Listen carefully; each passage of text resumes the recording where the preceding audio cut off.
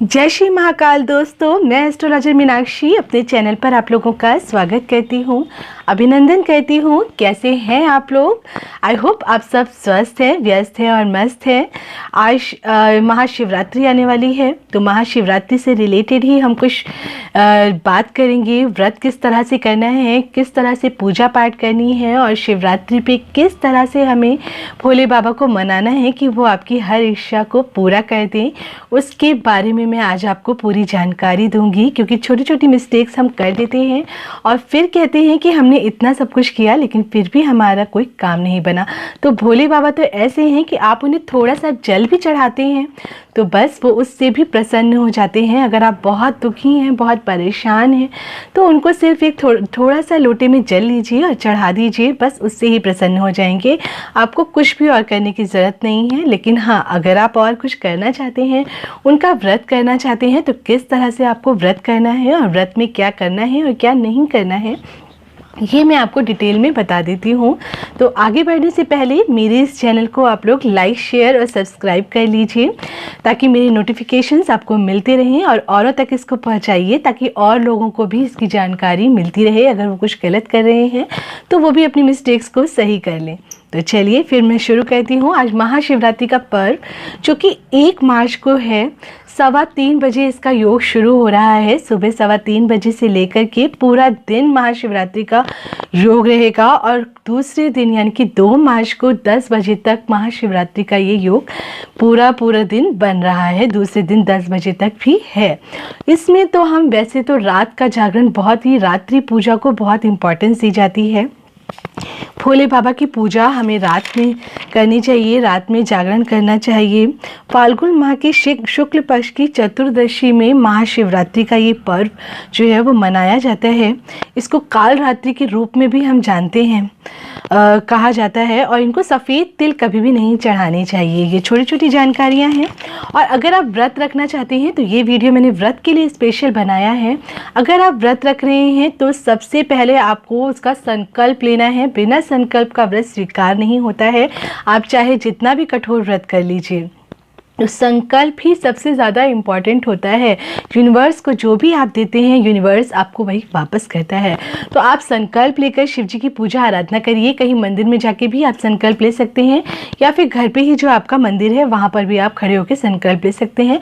तो संकल्प लेने के लिए आपको करना क्या है, अपने हाथ में सीधा हाथ लेना है और थोड़े से चावल लेने हैं, अक्षत जो कि टूटे हुए नहीं होने चाहिए, और एक फूल लेना है और उसके संग थोड़ा सा जल अपने हाथ में डालना है और फिर उसको बंद कर लेना है।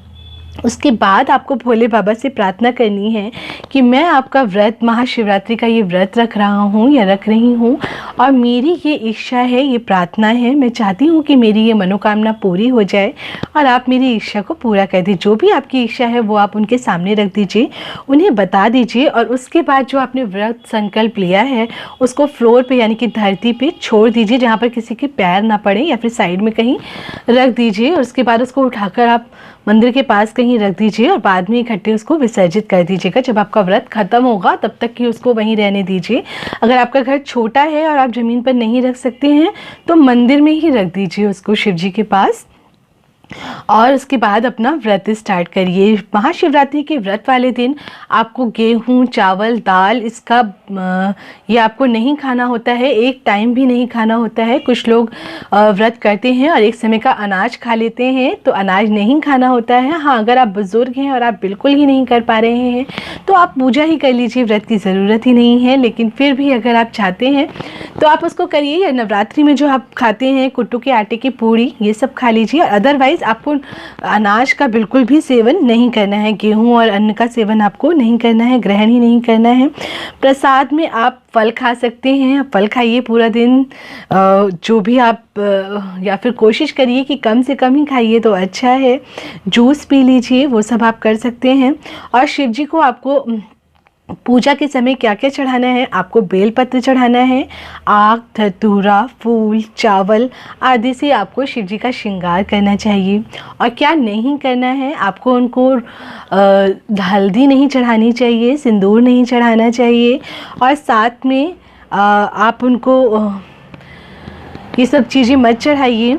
और उससे उनका पूजन करिए तो शिव जी आपकी पूजा को ज़रूर स्वीकार करते हैं। रुद्राष्टक का पाठ करिए, कुमकुम भी कभी उन्हें नहीं चढ़ाना चाहिए। रुद्राष्टक का पाठ करिए, साथ में आप सफ़ेद तिल शिव जी को कभी भी मत चढ़ाइए। शिव जी को हमेशा, अगर आप बहुत कष्ट में हैं तो ही आप उनको काले तिल चढ़ाइए और शिव जी को सफ़ेद तिल कभी मत चढ़ाइए।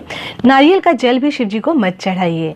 इस तरह से आप अपना व्रत रखिए और व्रत के बाद जो भी आपने संकल्प का सामान लिया था उसको जाकर कहीं मिट्टी में दबा दीजिए, या फिर अगर आपके घर के पास कहीं नदी है, समुद्र है, अगर आप वहाँ प्रवाहित कर सकते हैं, अलाउ है तो आप कर दीजिए। आप कहीं बाहर फॉरेन कंट्री में रहते हैं तो आपके घर में गमला होगा, पौधा होगा, उसमें ही उसको दबा दीजिए कहीं, तो कोई प्रॉब्लम नहीं है उसमें। इस तरह से महाशिवरात्रि का व्रत रखिए, फिर देखिए कैसे भोलेनाथ आपसे प्रसन्न हो जाते हैं।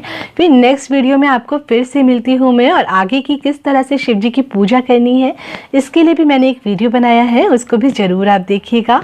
तब तक के लिए जय श्री महाकाल दोस्तों।